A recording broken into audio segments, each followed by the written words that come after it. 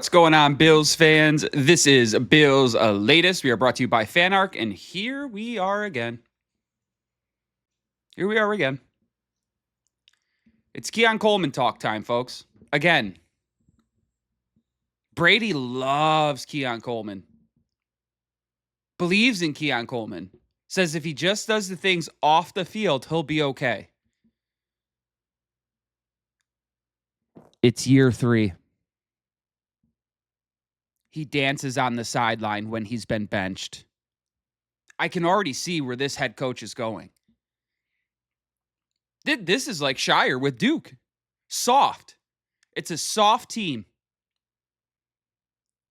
And then you got a Hurley and Mike Vrabel running in and just plowing through you because you're soft.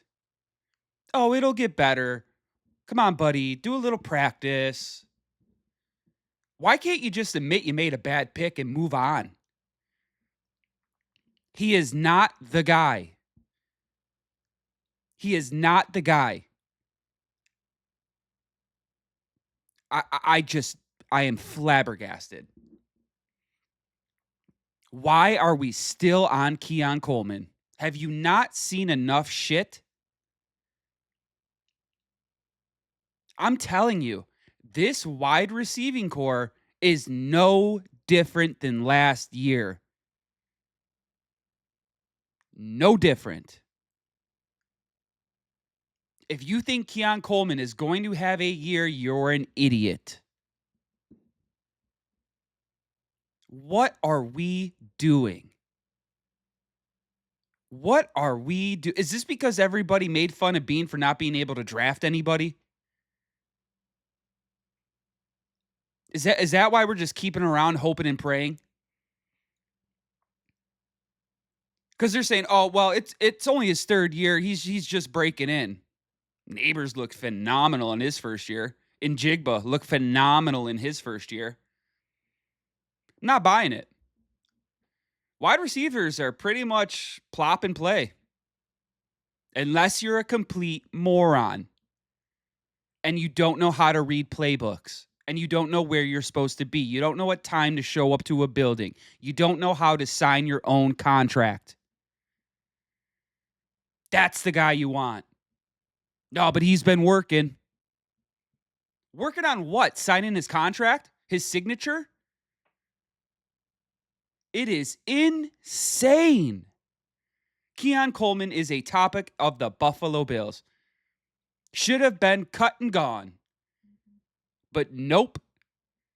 Because Brady and Bean had a part in drafting him, he has to stay. Asinine. Absolutely crazy. Absolutely crazy. They love Shakir so much there too.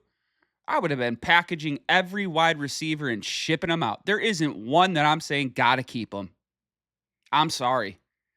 Maybe I'm the only one objectively seeing this, but there isn't one. You take Shakir, you put him on shit. Put him on the Rams. Where is he? Nowhere. Put him on the Niners. Where is he? Slot. Put him on the Bengals. Where is he? Nowhere. Put him on the Patriots. Where is he? Nowhere now. I just don't get it. I just don't get it. And then you got Dalton Kincaid, who still can't come off of a PCL injury that's just been lingering, where it seems like that's something he'll have to deal with the rest of his career. So that's another pass catcher banged up, at best at 80%. But no, we got the guys in the room, in the pass catching room. We got our guys. DJ Moore to the rescue. DJ Moore, here I come. I just don't understand. You have these nagging injuries. Now we can see why they brought Knox back, because Kincaid clearly is still banged up, or they would have completely let Knox go. So this team, they've been pulling the wool ever since the end of the playoffs last year. Pulling the wool over the Bills fans. You can't expect Kincaid to be that well, at least early on in the season, if he even plays. So that just talks to me, and it brings me back to the same old, and that's Brandon Bean. What is he doing? What is he doing? Every playoff game you have lost is because Josh has to force the football down the field to somebody who cannot handle it. Happens every year. Every year. The Bills just keep expecting Josh to put on the cape, take him over the top. Doesn't matter what wide receivers they have because Josh is going to get it to him. How's that been working out when it's the last 2 minutes of the game and you're forcing it? I'll see a lot of people blaming Josh for turnovers, and I just don't get that one. Guy has nowhere to go with the football. He either keeps it and runs, or he tries to force it to somebody who's not even open because they can't get open. And I'll say it again. The biggest way to tell if your wide receiver core sucks, if your quarterback is scrambling, I don't know, 60, 70% of the time, and they're never open. Do you know how hard it is for a DB to cover a wide receiver for more than 3-4 seconds? And they still couldn't get him the ball. That's how bad the pass catchers are for Buffalo. You have one of the best scramblers, and they still cannot get open. And what are we doing? What are we go and get DJ Moore? A classic Bean number fucking 2. This guy has zero idea what it takes to get a proven winner in the building. Zero clue. Zero, zero, zero. And I just don't know how much longer this guy's going to be able to pull the wool over everybody's eyes. Because the offseason's ending soon, man. Draft's almost here. Then it'll be OTAs. Bean's going to have to sit on his product. He's the one that put this together. And I'm telling you, you are not different. There is zero differences between this team and last year's team.